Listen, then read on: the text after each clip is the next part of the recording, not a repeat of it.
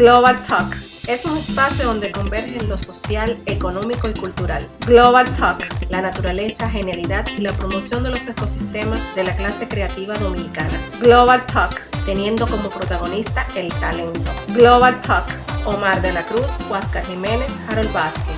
Global Talks, todos los miércoles 7:30 p.m. Global Talks, porque esto ya es un programa. Muchas gracias, buenas noches. Voy a comenzar respondiendo a la pregunta que me hacía Omar. ¿Quiénes son los herederos? Bueno, evidentemente los que van a generar, los que van a heredar la generación que está pasando y a punto de pasar. O sea, es un libro escrito no para los contemporáneos, sino para los que van a recibir el legado de lo bueno, de lo malo o de todo lo contrario que nosotros le leguemos. Yo estaba preparado para hacer como una visión más completa del libro, pero por motivo de que Cronos devora sus propios hijos, y me pidieron que hablara más o menos 20 minutos, voy a cortar por la mitad. Yo tenía, después de agradecerles tanto a Omar, a Huáscar y quizás sospecho a Freddy Manzadeh, que espero que se recupere pronto, esta invitación. Quisiera decir lo que iba a hacer y lo que voy a hacer. Iba a hacer responder 4 preguntas. ¿Qué es lo que voy a hacer? Responder solamente 3 preguntas que están respondidas en el texto de los herederos. ADN, el ADN es lo que se hereda biológicamente, por metáfora, el ADN cultural del dominicano. Me voy a fijar en cuál es el problema, qué hallazgo podemos exponer y por último, ¿a qué conclusión se llega? No voy a meterme en cuestiones teóricas ni en cuestiones metodológicas porque el reloj se me va totalmente de las manos. Así que me van a tener que perdonarme que no entre en esos aspectos sean filosóficos, sean sobre todo antropológicos, sociológicos, económicos, que son más o menos las disciplinas que se entrelazan en el libro. Entonces, ¿cuál es el problema? Sencillo. Decir dominicano no es decir jamaiquino, brasileiro, canadiense, estadounidense, mexicano, taiwanesco, etc. Hay más de 100 y pico de gentilicios sobre distintos pueblos en la faz de la tierra. Entonces, mi problema era extremadamente sencillo y es un problema que está increciendo. Es ¿quién? ¿Qué? ¿Y quién es ser dominicano? Porque yo no soy ruso o búlgaro o de Sairoa o surafricano o egipcio o ¿por qué soy dominicano? Porque somos todos seres humanos. Entonces, ese es el problema. Tratar de identificar, tratar de discernir y discernir qué es ser dominicano. Evidentemente, el punto de partida teórico, y eso lo voy a tener que dejar de lado, y voy a decir básicamente lo que puede permitir un diálogo medio nocturno como el nuestro hoy. Bueno, el tema entonces, ya lo dije, es ver qué es dominicano, quiénes somos dominicanos. Teniendo en cuenta que no estoy hablando de prohombres de la patria, así como el Imperio Romano no es Julio César, tampoco Nerón, sino el pueblo romano que formó legiones para conquistar el imperio. El caso de estudio dominicano tiene que ver con el pueblo dominicano, no los señores más o menos notables que gracias a Dios también existen, pero no se está hablando de ellos. Se está hablando de el pueblo. La mayoría de personas sin nombres, anónimos, sin apellidos, que deambulan sobre el territorio nacional. Bueno, en ese contexto, básicamente mi punto de partida son en el momento en que nace la República, en 1844, puesto que no podía irme muy atrás, se me iba de las manos la pesquisa, la investigación. Traté de establecer en el momento en que nace la República Dominicana los 6, 7 modelos de organización social que existían, que operaban en el país. ¿Por qué? Porque presupongo que de cada modelo de cada modelo de organización social van a resultar ciertos patrones de comportamiento que se pueden observar y de ahí se empieza a formar una idiosincrasia cultural que es lo que a mí me interesa.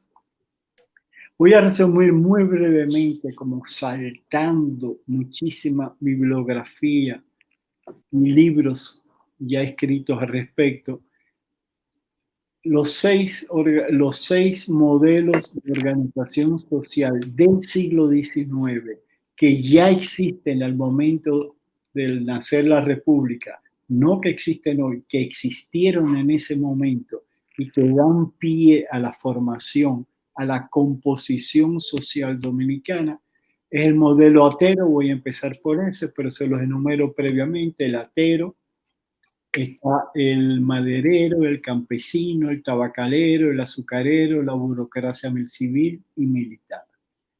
A grandes rasgos, ¿qué entiendo yo por organización atera, organización social atera? Es una organización que está caracterizada por la subordinación de tipo paternalista de los peones a un amo y patrón, cuyas decisiones unipersonales no dejaban de ser arbitrarias. Otra característica de ese modelo de organización social, donde hay relación patrón o el amo y en un momento esclavo, pero sobre todo peones, es la disimulada igualdad. Esa disimulada igualdad que hacía, como digo yo, gráficamente, que en la misma hamaca durmieran amos y peones, conduce al mestizaje racial y a la inexistencia de un dialecto por parte de antiguos esclavos de origen africano en suelo dominicano. Si esas son las dos características de la organización otera, las del maderero son básicamente la improvisación, porque un día estoy aquí y mañana muevo el campamento de trabajo a otro bosque, a otra loma, y la típica irresponsabilidad del maderero, porque, y hoy lo estamos presenciando, dado que su única preocupación es extraer y vender un recurso explotable, madera, pero no se tiene ninguna previsión para las consecuencias. No hay preocupación por la sustentabilidad ecológica del sitio. Simplemente la única responsabilidad y la madre naturaleza que supla es sencillamente tumbar el árbol y venderlo. El campesino, más o menos todos lo saben, es lo característico, el rasgo distintivo de su comportamiento es la resignación y el conformismo, porque está labrando la tierra, recoge sus frutos con capacidad únicamente para mantener su nivel de subsistencia. Se mantiene impotente ante el medio ambiente natural, sea una plaga, sea una sequía, sea lo que sea desde el punto de vista medioambiental, y el medio ambiente social, porque el campesino está, por decirlo así, tirado en el campo, pero no tiene acceso a la toma de decisiones no tiene dominio de nuevas ni capacidad de adquisición de nuevas tecnologías y de participación. Esos tres modelos que llevo dicho, atero, maderero, campesino, se van fraguando en el siglo de la miseria dominicano, como todos saben por los libros de historia, pero los estoy tomando en el siglo XIX y van a llegar hasta finales del siglo y quizás primeras décadas bueno, el campesinado no, pero primeras décadas del siglo XX. El modelo de producción tabacalero contrasta con los tres anteriores, a su vez, porque tiene un rasgo característico de inefable independencia. En cada vega, en cada minifundio, el propietario del minifundio y sus familiares y más allegados siembran un producto que es el primer producto del país que va al mercado, al libre mercado internacional, no a la casa de contratación en Sevilla.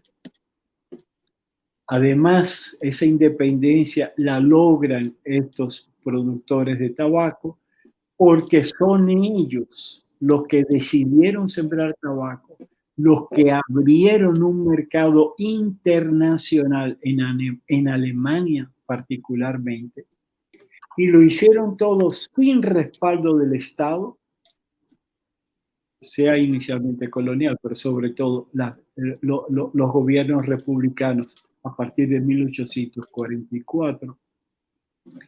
Y la forma de trabajar, de elaborar, de ocupar su tiempo, se caracteriza por ser eminentemente inclusiva. Hay una promoción recíproca del propietario del minifundio, de quien la elabora, de quien transporta las recuas de tabaco, quien las lleva a los almacenes locales, quien las lleva a las casas exportadoras, quien la pone en el puerto, Puerto Plata, finalmente. Las distancias sociales no son tan hirientes como las del campesino y el resto de la población, o la del maderero y el comerciante que vende la madera, o incluso la del atero, la del propietario que disimula su igualdad con primero esclavos, pero después con peones libertos. Aquí se trata básicamente en el mundo tabacalero de una promoción recíproca en la cual todos son indispensables. Un rompimiento con esa tradición del siglo XIX tiene lugar sobre todo a finales del siglo XIX y del XX, que es el modelo de organización azucarero. Muchos consideran, a mi entender erróneamente, que este es el aspecto más propio del dominicano, el azúcar. El azúcar es como la columna vertebral, la esencia del dominicano. Visto de cerca no es tan así. Es un modelo más y en el siglo XVIII no era determinante, tampoco en el siglo XVII que antecedió a la independencia nacional. El grupo azucarero, ¿por qué digo eso? Bueno, porque básicamente la gran característica de este modelo es que hay un sometimiento, hay una sumisión, hay una segregación, hay una exclusión de la población que trabaja la finca azucarera, que nunca del verbo jamás ha sido dominicana. Primero venían de las Islas Vírgenes, después venían de Puerto Rico, vinieron de Curazao, vinieron finalmente de Haití. La población dominicana, el campesino dominicano en zonas de fincas, de lo que después fueron zonas de fincas azucareras, no trabajaba el azúcar por una razón sencilla. Esa tierra es mía y ahora me han puesto a mí a trabajarle a un señor. Además, la población que vive ahí está, decía, excluida del resto de la sociedad porque no solamente son jornaleros, braceros, extranjeros, sino porque están recluidos geográficamente en los famosos batalles, símbolo popular de esta cultura.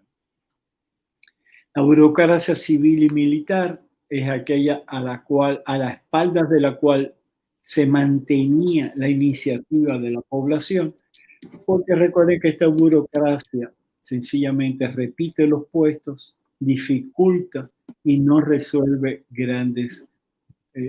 los problemas de la población.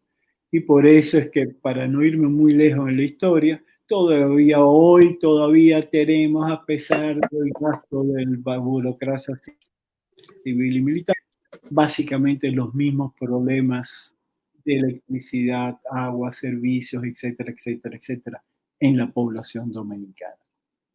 He ahí, a grosso modo, las modalidades organizativas a partir de las cuales se empieza a componer y a configurar el pueblo dominicano ya en el siglo XIX, concretamente mediados del siglo, en el 44, cuando la Primera República, y posteriormente hasta el día de hoy. Ahora bien, ese punto de partida, pónganse, por ejemplo, ustedes, tómense una foto de cada uno de ustedes, de nosotros, cuando éramos pequeños, recién nacidos. Ese bebé, cuya foto vamos a suponer que estamos viendo, y le ponen una foto de ustedes actuales, nuestra actual, evidentemente no se parece en nada. Cualquier parecido que quieran ver es meramente imaginario. Ahora bien, es la misma persona, es el mismo sujeto, en términos biológicos, el mismo sujeto por el ADN biológico. Entonces, yo voy a utilizar metafóricamente ese ADN y le voy a dar una connotación cultural para poder ver cómo esa sociedad dominicana, organizada como estaba en el siglo XIX, pasa al siglo XX y llega a la al segundo decenio, a la segunda década, perdón, a la segunda década del siglo XXI. Ahí viene como la modalidad explicativa y la metáfora que voy a utilizar yo como gran teoría para analizar la sociedad dominicana actual. ¿Cuáles son, sin entrar ahora aquí en definir los términos biológicos utilizados en un contexto antropológico, cuáles son los grandes rasgos, características, lo que yo voy a llamar los memes, o mejor, el gen cultural o los genes culturales que han resultado a través de las transformaciones sociales y de organización social del siglo XIX, XX y lo que va del XXI? ¿Qué es lo que llega a nosotros y lo que nosotros vamos a legar a los herederos? Lo voy a dividir en 4 grandes rubros de la existencia de cualquier ser humano, de cualquier sociedad. El primer grupo, el primer gen al que me voy a referir, tiene que ver con la existencia. La existencia, no de Pedro, de Pablo, de María, de Luisa, de Josefina, sino la existencia del pueblo dominicano. El gen cultural al que me estoy refiriendo es atávico. Recuérdese ante todo, para entender por qué atávico, recuérdese ante todo que se trata de una población del pueblo dominicano, ¿no es cierto?, que es el sujeto de atención. Se trata de una población sin madre y ni siquiera nodriza, pues fue literalmente abandonada a su suerte a los años de fundada la colonia española, y a lo más solo dio tiempo para enseñarle a hablar español y a decir algunas oraciones religiosas. De modo que en más de un sentido, no obstante ser codiciada su dote territorial por muchos pretendientes, el desamparo y la inequidad pasaron a ser padrastro y madrastra de los retazos poblacionales que quedaron abandonados en la española. Sus habitantes padecieron desde aquel entonces de tantas arbitrariedades y exclusiones como variados pasaron a ser sus condiciones de vida y su ascendencia social y étnica. Dado su estado de orfandad, la existencia del pueblo dominicano como un todo, al igual que la de sus integrantes, se encuentra atraída y atrapada desde aquella experiencia por todo, yo diría experiencia traumática, por todo lo que la precede. El ritmo circular de las olas la tambalean y mueven, pero sin que pueda avanzar. La existencia transcurre como lo que es retenido por una rémora o potala que la condiciona a repetir una y otra vez los mismos vaivenes, sinsabores y aconteceres patrios. Pareciera ser que por alto que quiera volar o lejos llegar y prosperar, no obstante, la población dominicana quedara cautiva una y otra vez de una mano no solo invisible, Adam Smith, no solo invisible, sino afectiva, que la devuelve a su estado original de indefinición e ingravidez. El segundo gen cultural distintivo de ese ADN dominicano se refiere a todo lo que hace, a todo lo que desea, a todo lo que quiere la población dominicana, pues interviene en la voluntad y en el querer de sus miembros, se expresa de manera sinuosa y contrapuesta a sus propios propósitos. ¿A qué me refiero con este gen volitivo de la voluntad? Volitivo contrapuesto. En medio de su indefinición existencial, recuerden, por favor, recuerden que cada vez que a un dominicano, estoy generalizando, claro está, cada vez que a un dominicano se le pregunta que quién es, dice, yo no soy, digamos, yo no soy haitiano, yo no soy chino, yo no soy japonés, yo no soy estadounidense, yo no soy. Bueno, ¿y qué eres? Es a eso que me estoy refiriendo. En medio de su indefinición existencial, que ni siquiera permite afirmar qué se es, que no sea lo que no es, la voluntad del mismo pueblo se contraría y contrapone a sí misma en cuanto apetece, ansía, hace y quiere. Por eso en todo procede a tientas, sin aparente orden lógico, disciplina o causa común. Deambula sin rumbo ni propósitos fijos. Rara vez supera en aras del bien común la satisfacción inmediata de sus necesidades perentorias o la búsqueda circunstancial de su mero placer e interés económico. De ahí que su voluntad individual desconoce la general y las decisiones con que afronta las penurias del presente esquivan la cualquier esfuerzo colectivo de bienestar.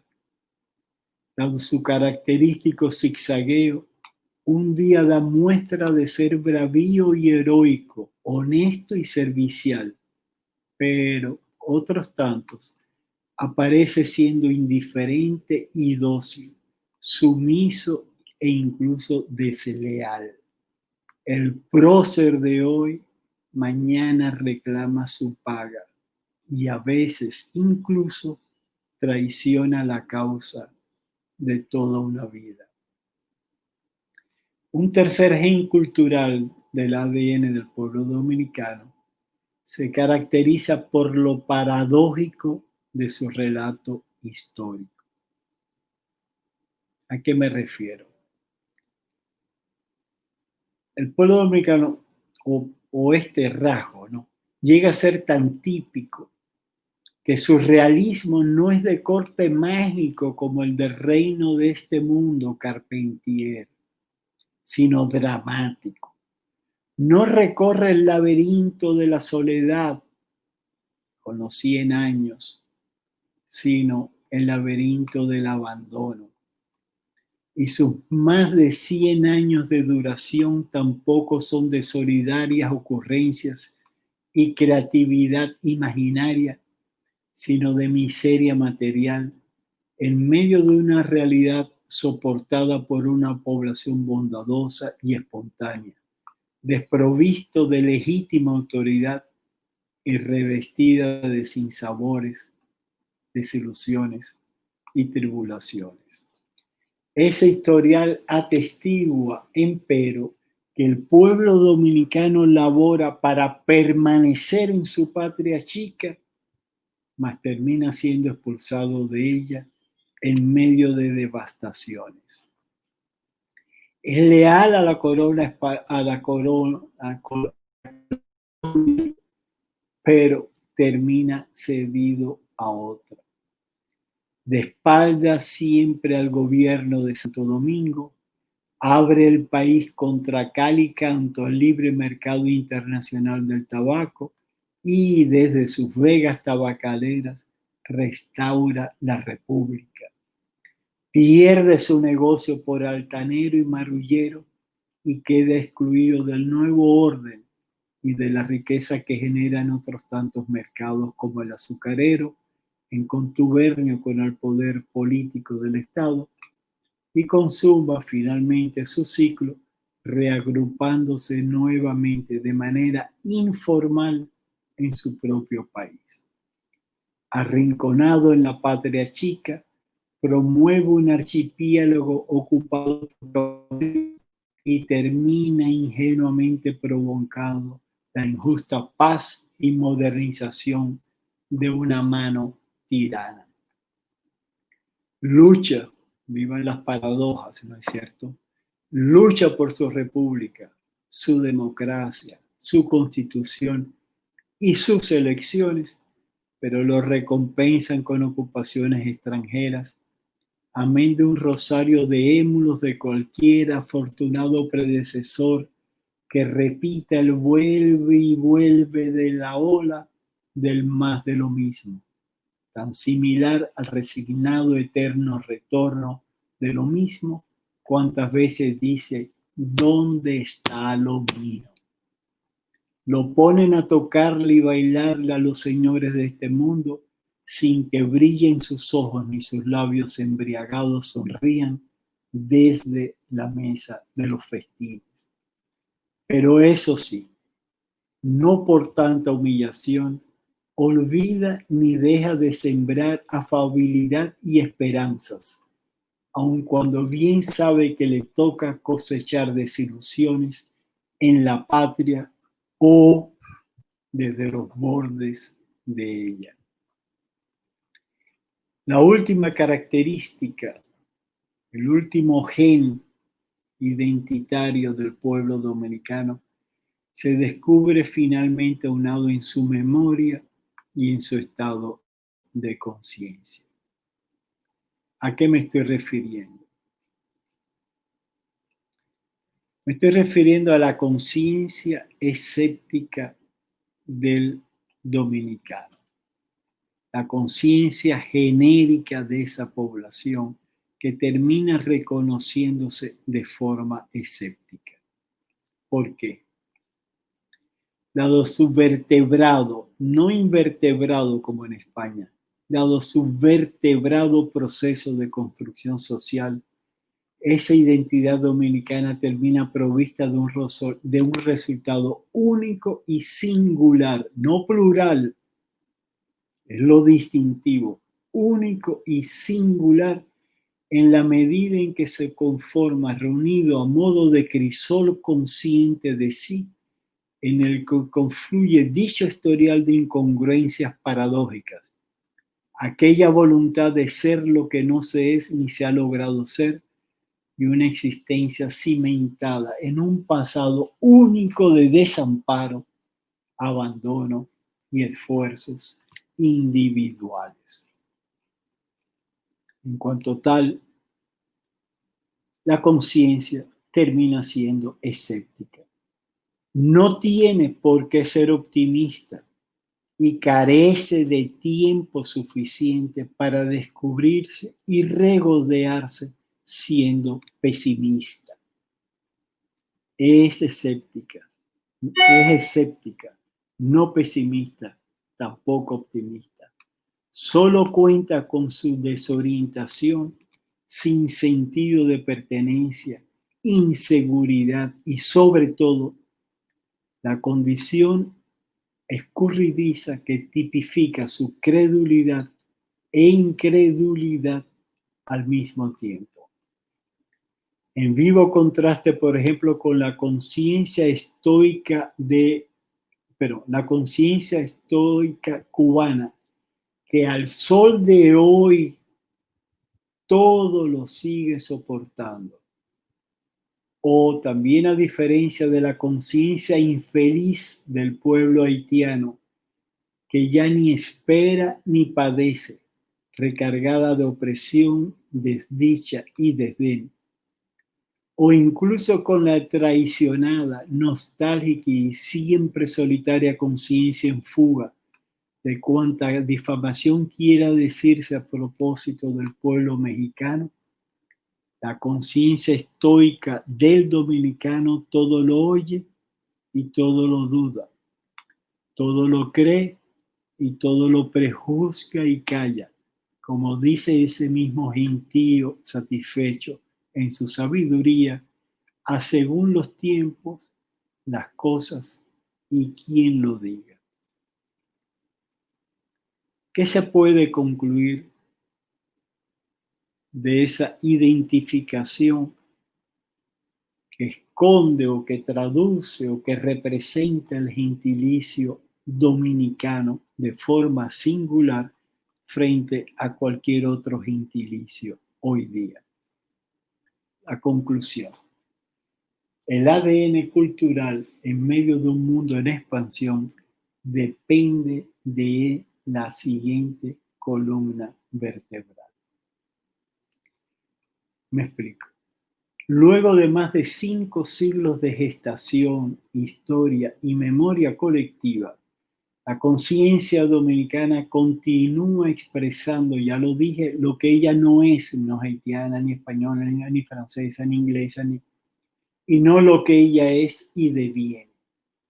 La situación se agrava, pues ella se reconoce en la actualidad sumergida en el resquemor ante un futuro que, por no estar escrito, siempre es incierto.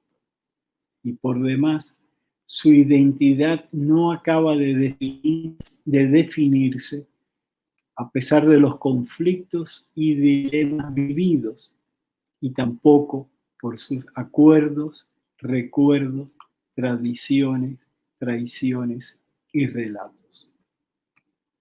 En el caso dominicano, lo que adviene a nosotros es aún más desafiante que lo que ha dejado de ser. Ha dejado de ser el pasado, puesto que lo pretérito ha recurrido tantas veces a la práctica de camuflarse detrás de otros sistemas y modalidades culturales, que por doquier comienza a confundirse y mezclarse sin saber decir todo o al menos algo positivo acerca de sí mismo. No obstante ese desafío histórico, sostengo, y eso es lo que se lega a los herederos, que en función de la evidencia disponible, la metáfora cultural del ADN permite discernir el proceso por medio del cual el cuerpo social de diversas generaciones dominicanas construye su código cultural propio a partir de su última organización social en lo que va del siglo XXI.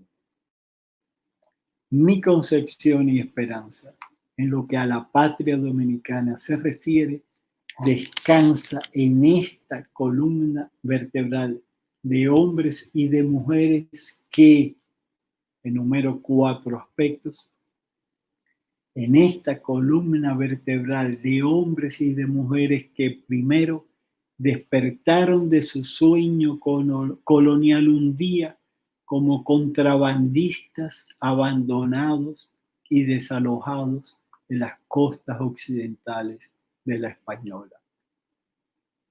Esos mismos hombres y mujeres mutaron en sí mismos de manera independiente y desconfiada hasta abrirse paso y por primera vez desde sus predios tabacaleros, usualmente sin prestarle atención a gobiernos ni a leyes, primero coloniales y luego republicanos.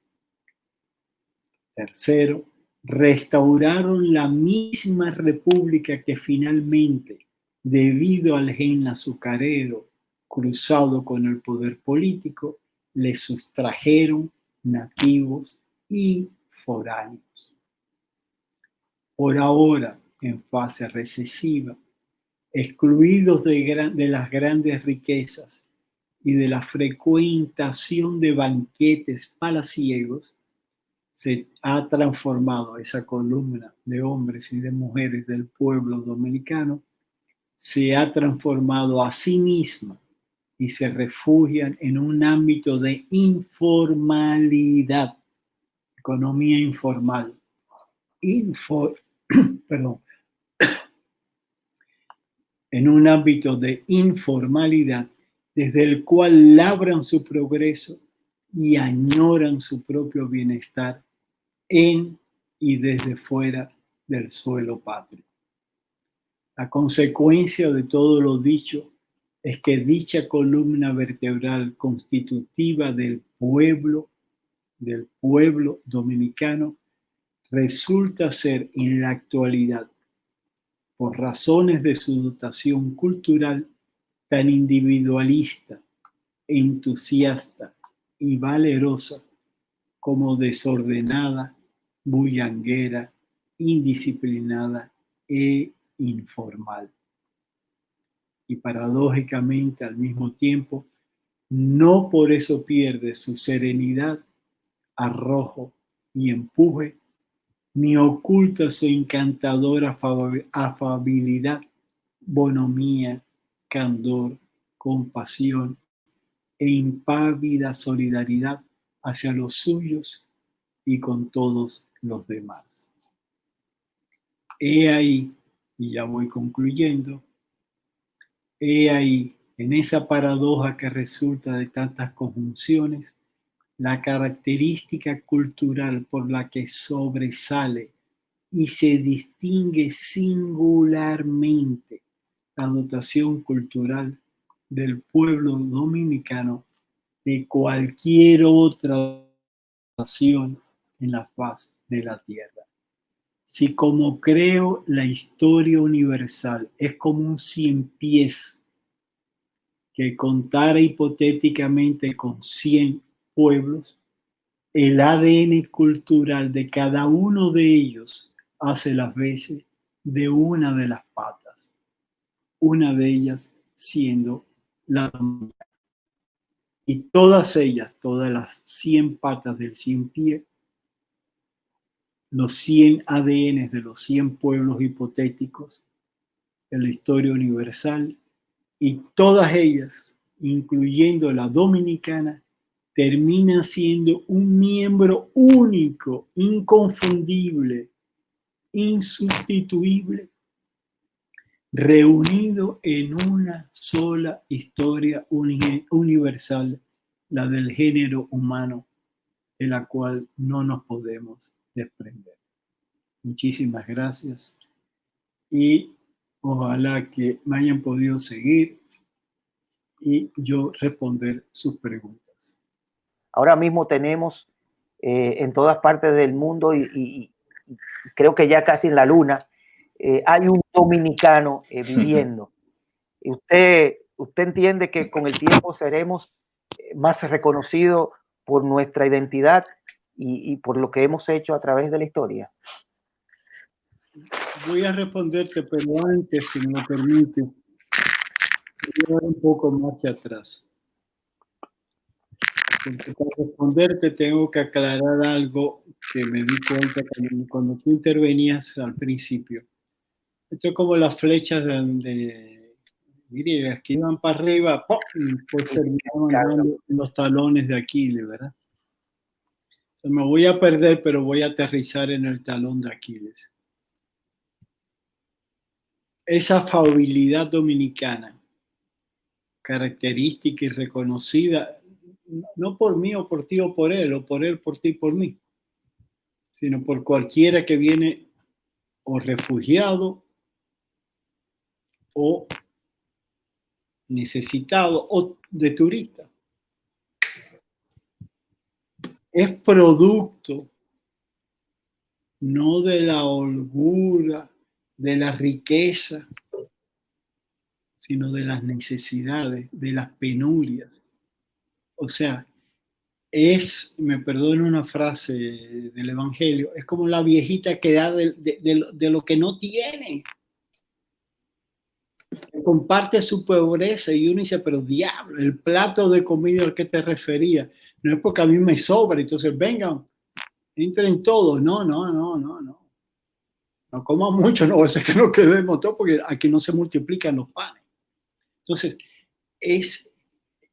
o sea, tiene un valor no material, pero sí, no sé, califica lo espiritual, cultural, tiene un valor que no es cuantificable.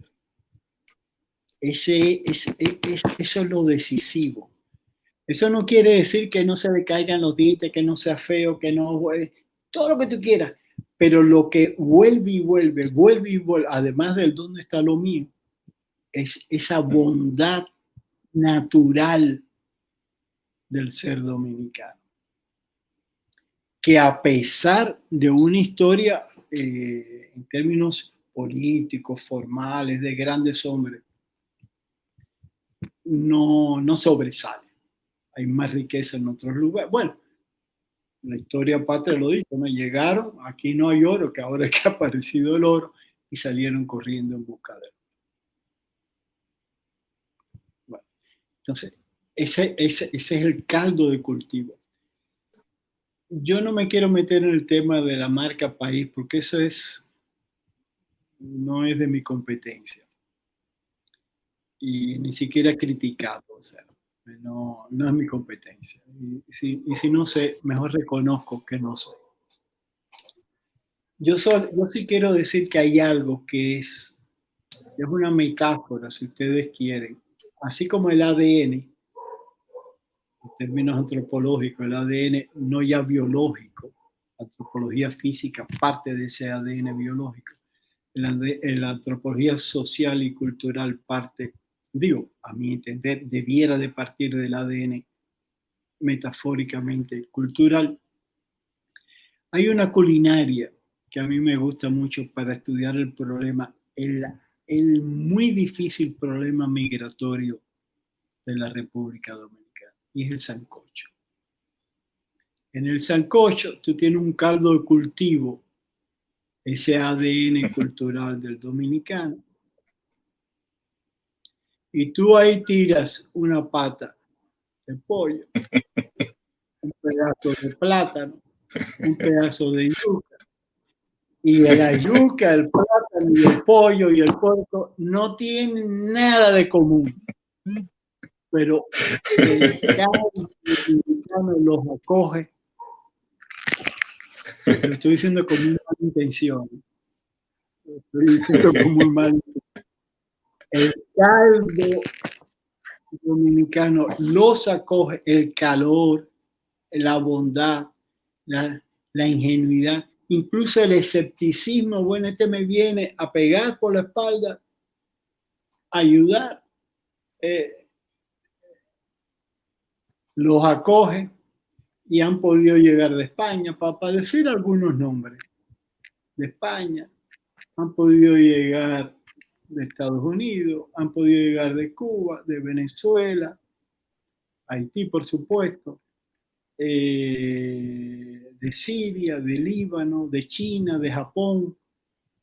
Antiguamente hablaban de Turquía a principios del siglo pasado. Rusos.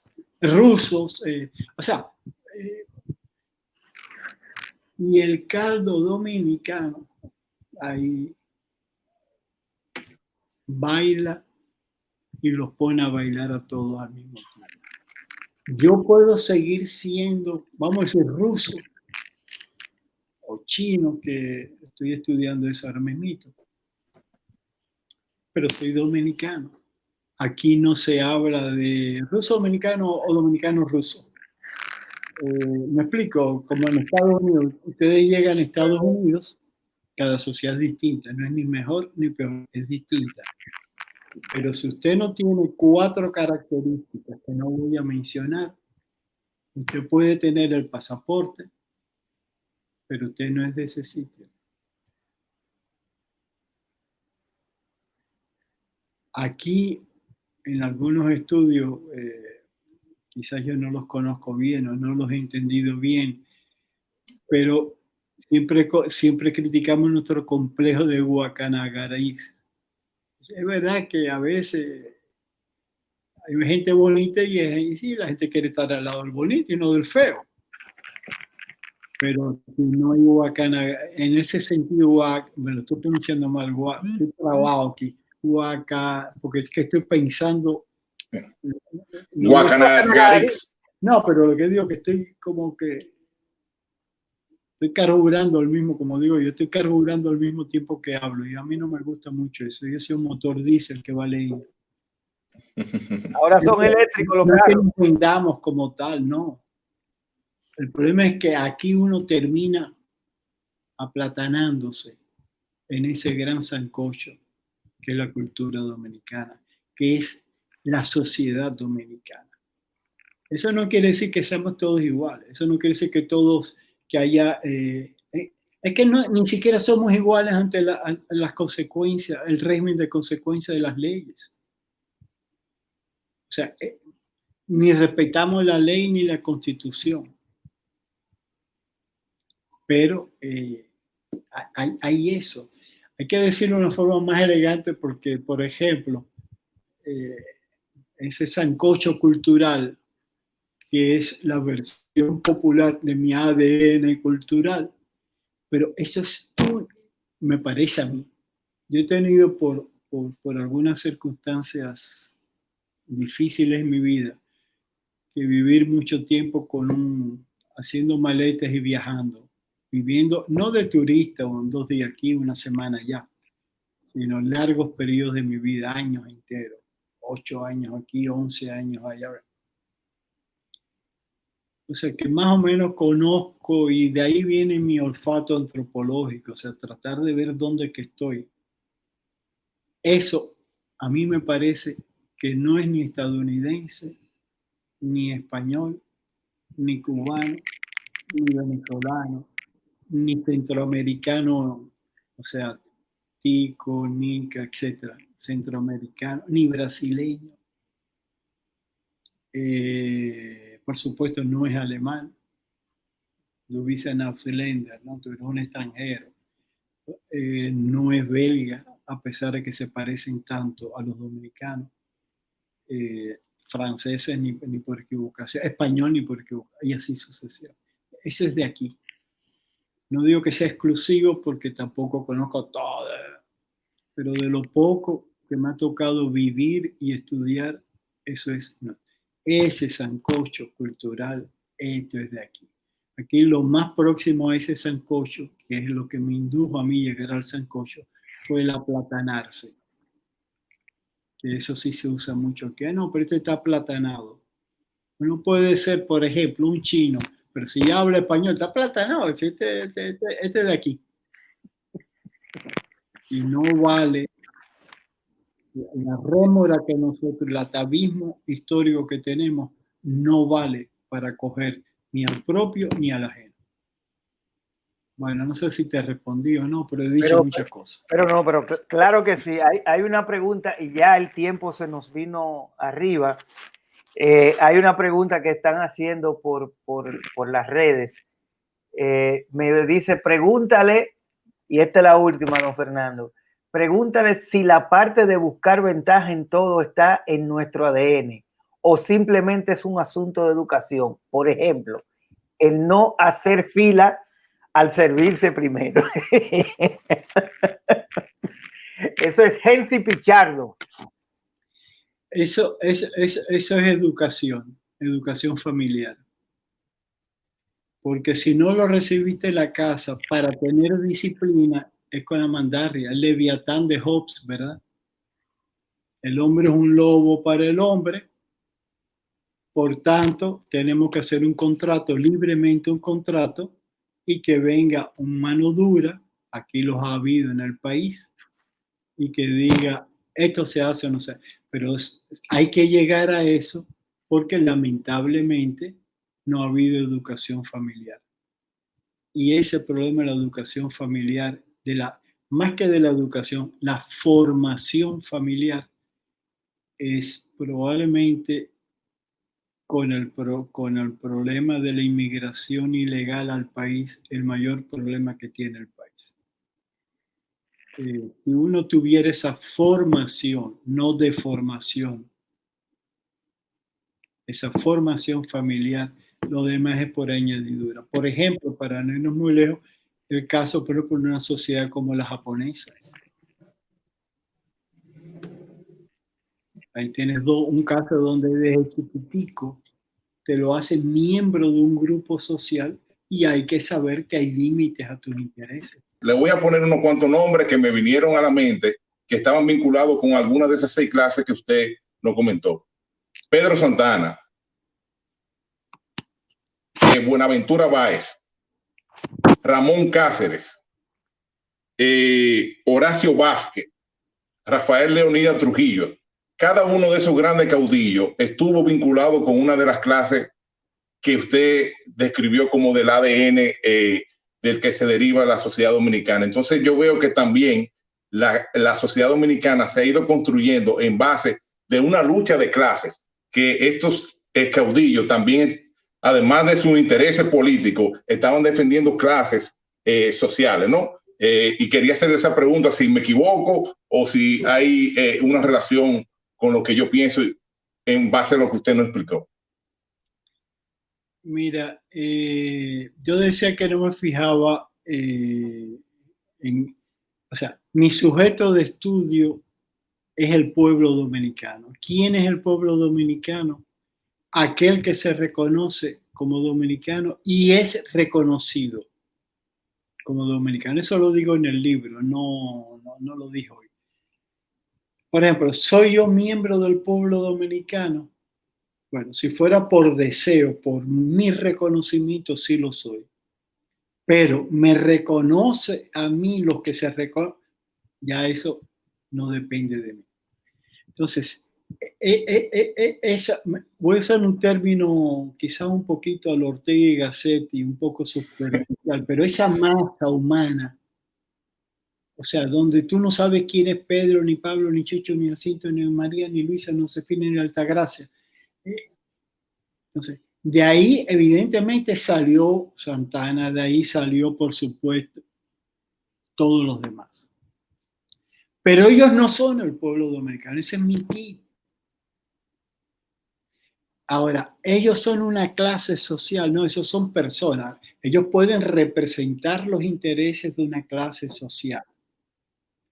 Yo personalmente soy, entre comillas, escéptico de esa lucha de clases. ¿Por qué? Porque yo considero que hay algo más básico que la clase social. La clase social está identificada en la literatura disponible en función de un quehacer económico. Y los grupos, las aglomeraciones de población a las que yo estoy considerando, tienen una actividad económica, pero tiene una actividad religiosa, y tiene una actividad moral, y tiene una actividad cultural, de ocio. O sea, es mucho más complejo. Un sistema cultural es un sistema de adaptación de los grupos humanos al medio ambiente natural y al medio ambiente social. Por tanto, el venir con una lógica dialéctica de raigambre, ni siquiera aristotélica, sino hegeliana, acomodada con una forma muy inteligente por la literatura marxista y sus intérpretes posteriores, esa lógica dialéctica termina negando, o sea, me perdona la filosofía, pero te estoy respondiendo, termina negando la negación. Pero ¿qué es lo que afirma? No, él no afirma nada, niega, no puede construir. O sea, en términos lógicos, yo tengo muchas reservas con esa negación de la negación, que es la única capaz de liberar por su vanguardia a toda una población. Es un liazo filosófico más que histórico. En la historia no, la historia habla por sí sola y no soy yo nadie para interpretarla. Pero a mí lo que me interesa, porque al fin y al cabo soy un antropólogo pedestre, lo que me interesa es esa masa de personas que no son ni bonitos o los más feos o los más... De ahí salen inteligentes, bonitos y feos. Bueno, y horrorosos a veces cuando salen con la mano, con la mandarria de Trujillo, por ejemplo. Pero a mí lo que me interesa es el modus vivendi, el sentido de la vida de esa población, en medio, en el caso nuestro, de tantas limitaciones. Por eso es que ni me gusta de singularizarlo. En unas conferencias que daba hace poco estudiantes, yo les decía, mire señores, la historia de Roma, el Imperio Romano, no es Julio César, no es Augusto César, no es el hijo de la Gran Bretaña de Nerón. Son esos hombres que cultivaron la tierra y que cogieron las armas para defender las 7 colinas. ¿Cómo se llamaban? ¿Y quién sabe los nombres de ellos? La restauración de la República. Evidentemente que está Luperón, bla, bla, bla. Pero lo que pusieron la carne, la sangre, el dolor y el sacrificio, mayoritariamente, y defendiendo sus conucos y su independencia nacional, no los conoce nadie. Yo entiendo que cuando uno va a los registros de la historia, hay que ver lo que está escrito. ¿Me explico? Pero lo que está escrito es la fotografía de una inmensidad de hechos. Como digo yo, la realidad es mucho, y esa es mi dificultad con la dialéctica, la realidad social es mucho más compleja que cualquier concepto, idea, fenómeno social. La vida, perdóname que te tutee, la vida tuya... No, por supuesto, por favor. Se limita solamente a ser... Eso es parte de mi vida, pero el resto son, en mi caso, son más de 75 años guayando la yuca todos los días. A veces que... Y con algunas épocas muy difíciles. Más de lo que tú puedes imaginar. Muchas cicatrices. La camisa oculta el número de cicatrices emocionales y físicas que uno lleva encima. Y un pueblo, ¿cuántas más? Entonces, a mí lo que me interesa es eso, de los que, como cuando yo era muy jovencito, allá por los 12, 13 años, yo leía Los de Abajo de Rueda. No sé si ustedes lo han leído, la novela mexicana de los de Abajo. Esos son los que a mí me interesan. Los de arriba todo el mundo habla de ellos, todo el mundo los conoce. El problema es cómo redimir, me perdonan el término medio teológico, redimir esa población. O como decía Freire cuando yo era un novicio en la vida, hay que darle palabra a los que no tienen palabra. Y eso cuesta. Global Talk es un espacio donde convergen lo social, económico y cultural. Global Talk, la naturaleza, genialidad y la promoción de los ecosistemas de la clase creativa dominicana. Global Talk, teniendo como protagonista el talento. Global Talk, Omar de la Cruz, Huáscar Jiménez, Harold Vázquez. Global Talk, todos los miércoles 7:30 p.m. Global Talk, porque esto ya es un programa.